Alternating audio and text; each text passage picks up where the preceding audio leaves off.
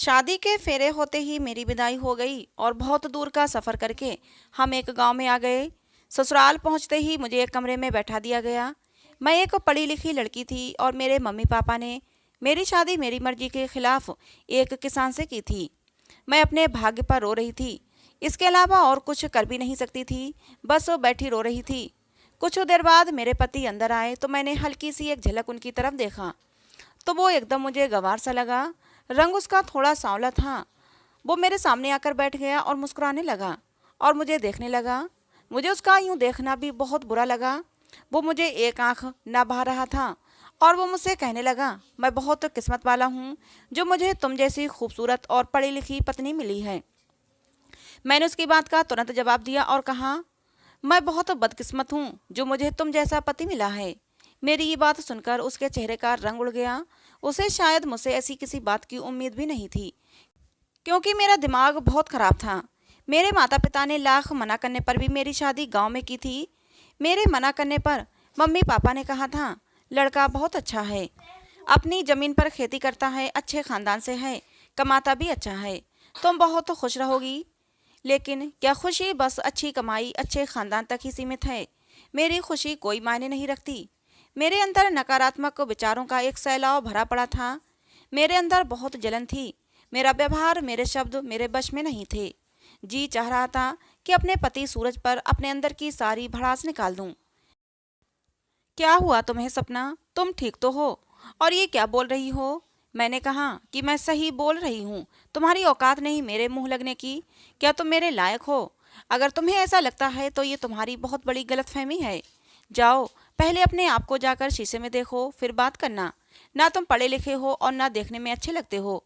मेरे mummy papa ने न जाने तुम में क्या देखा जो मेरी जिंदगी खराब कर दी। ये सब बोलकर मैं रोने लगी तो वो चुप होकर बैठ गया और बहुत मायूस भी हो गया। मैंने रोते हुए कहा, मैं किसी और से मोहब्बत करती हूँ, मैं तुम्हारे साथ बिल्कुल भी नहीं रह सकती। मेरी ये बात सुनकर वो हक्का बक्का रह गया और बोला, सपना ये तुम क्या बकवास कर रही हो? तुम वो होश में तो हो? मैं बोली, इसमें हैरान होने वाली कौन सी बात है? मैं जिससे प्यार करती हूँ वो तुमसे 1000 गुना अच्छा है, स्मार्ट है, पढ़ा लिखा है। ये सुनकर उसकी आंखें नम हो गईं और वो बाहर चला गया। मगर ये सच था। मैं एक लड़के से प्यार करती थी जो मेरे कॉलेज का ही था। कुछ दिन हम मिले और फ़ोन नंबर एक्सचेंज किए और फिर हम दोनों को एक दूसरे से बहुत ज़्यादा मोहब्बत हो गई। मैं अभी भी अपनी किस्मत को बैठी रो रही थी। कुछ और देर बाद सूरज वापस रूम में आया। उसकी आंखें थोड़ी सूजी हुई थीं और पूरा चेहरा पानी से गीला था। वो शायद रोकर आया था। उसने एक चादर उठाई और नीचे लेट गया। मैंने भी अपने कपड़े बदले और ईश्वर का धन्यवाद किया और बेड पर लेटकर सो गई। काफ़ी दिन यूं ही बीत गए।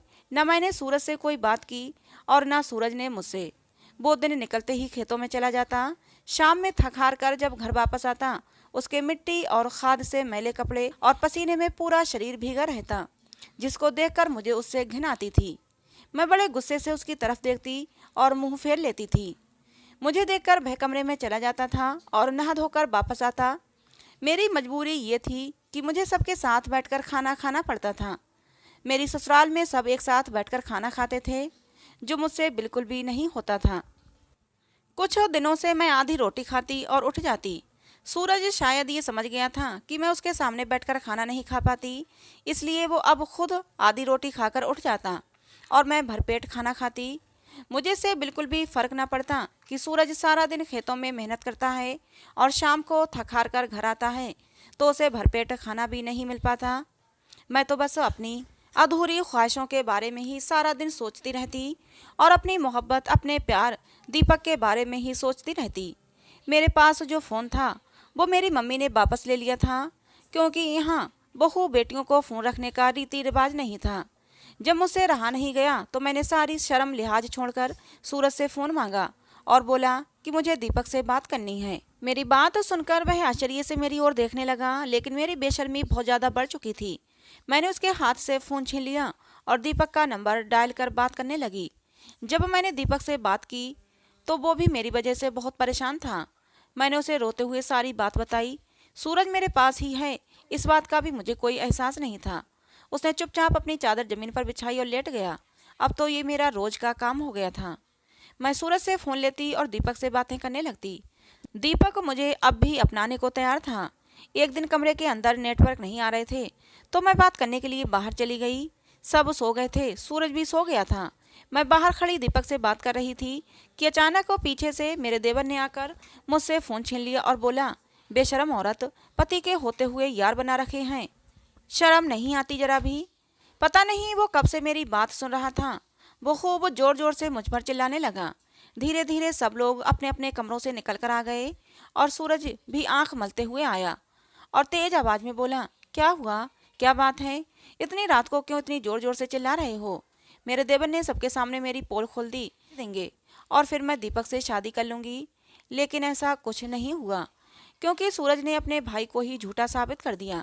बोला, मुझे मेरी पत्नी पर पूरा विश्वास है, ये ऐसा कुछ नहीं करेगी और ये अपनी सहेली से बात करती है, इसने मुझे पहले से ही बता रखा है। ये बोलकर उसने सारी बात खत्म कर दी और सब अपने कमरे में चले गए। मैं और सूरज भी अपने कमरे में आ गए और मैं कमरे में आते ही उससे लड़ने लगी, क्योंकि मुझे इस पर अब और भी ज़्यादा गुस्सा आ रहा था। मैं बोलने लगी कि अच्छा खासा मेरा रास्ता साफ हो रहा था, तुम सब जानते हो कि मैं किससे बात करती हूँ और आज सबको पता लग ही गया था, तुम मुझे इस घर से निकाल सकते थे। फिर मेरे मम्मी पापा को मजबूर होकर मेरी शादी दीपक से करनी पड़ती, लेकिन तुम्हारी इस बकवास ने मेरे सारे रास्ते बंद कर दिए। तुम मुझे छोड़ क्यों नहीं देते?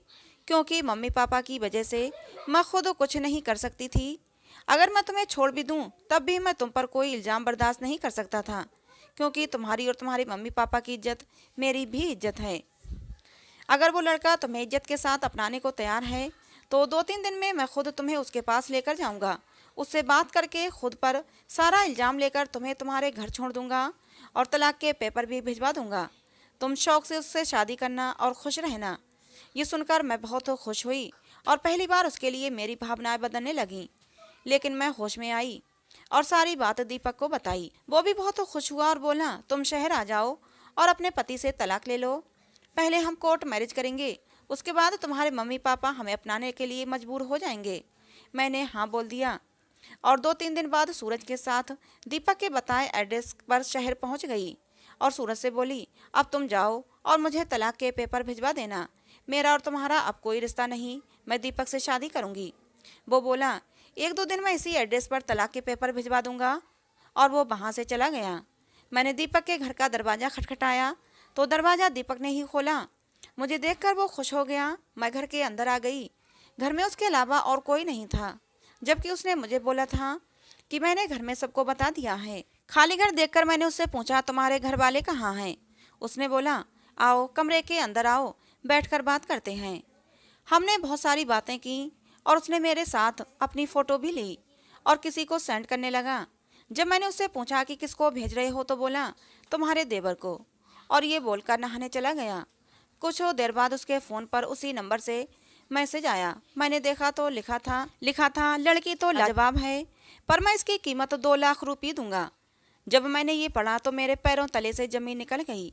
इससे पहले कुछ अनर्थ होता, मैं वहाँ से भाग आई और रोते रोते अपनी ससुराल पहुँच गई। मुझे घर देखकर सूरज चौंक गया और बोला कि अब क्या हुआ? बोल तो दिया था कि पेपर भिजवा दूंगा, अब यहाँ क्या लेने आई हो? मैंने उसको ना चाहते हुए भी सारी बात बताई। उसने सारी बात सुनी, बोला कुछ नहीं। मैं उसके सामने अपने आप को बहुत छोटा महसूस कर रही थी। थोड़ी देर बाद रात हो गई। वो हमेशा की तरह अपनी चादर नीचे बिछाकर सो गया, लेकिन आज मुझे नींद नहीं आई। मैं सारी रात रोती रही और सूरज के साथ किया गया गंदा व्यवहार मुझे बहुत एहसास दिला रहा था।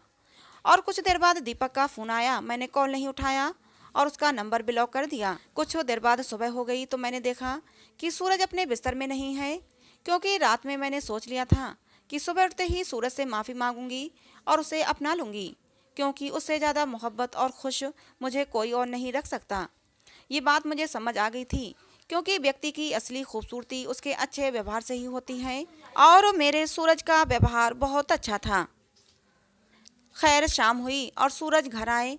मैंने सूरज से माफ़ी मांगी। मैं बहुत रोई, लेकिन सूरज ने मुझे कुछ नहीं बोला और कुछ पेपर दिए और कहा कि इन्हें पढ़कर इन पर साइन कर देना। मैंने उनसे कहा, मुझे माफ़ कर दो, मुझे तलाक नहीं चाहिए, मुझे अब हमेशा तुम्हारे साथ रहना है। लेकिन उन्होंने कुछ नहीं बोला और वो चले गए। मैं रोती रही और सोचा रात में फिर से माफ़ी मांगूंगी। कुछ देर बाद वो रूम में आए और अपनी चादर उठाकर नीचे सोने लगे। मैंने उन्हें रोका और बोली, आपकी जगह वो नहीं है, आपकी जगह ऊपर बेड पर है। और मैं सूरज के पैरों में गिरकर रोने लगी और बोली, मुझे तलाक नहीं चाहिए, मैं तुम्हें नहीं छोड़ना चाहती। मैंने बहुत बड़ी गलती की, मुझे डांटो, गुस्सा कर लो, लेकिन मुझे माफ़ कर दो। उसने मुझे उठाया और बोला, वो पेपर अगर तुम पढ़ लेती तो ऐसे नहीं रोती। उसने बेड पर रखे पेपर उठाए और देखा तो वो जमीन के पेपर थे, जिन पर कुछ जमीन सूरज मेरे नाम कर रहा था और कुछ अपनी माँ के नाम। ये देखकर मुझे यकीन न हुआ और मैं सन्न रह गई। कोई व्यक्ति इतना अच्छा कैसे हो सकता है। लेकिन मुझे ये देखकर शौक भी लगा कि सूरज अपनी जमीन मेरे नाम क्यों कर रहा है।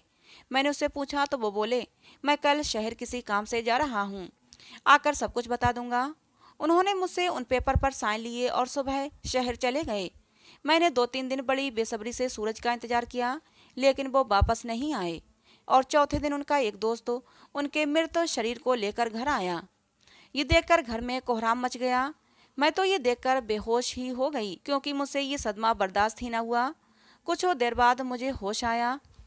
मैं खूब जोर जोर से रोने लगी और उसके दोस्त ने बताया कि सूरज को 2 महीने पहले ही पता लगा कि उसे कैंसर है।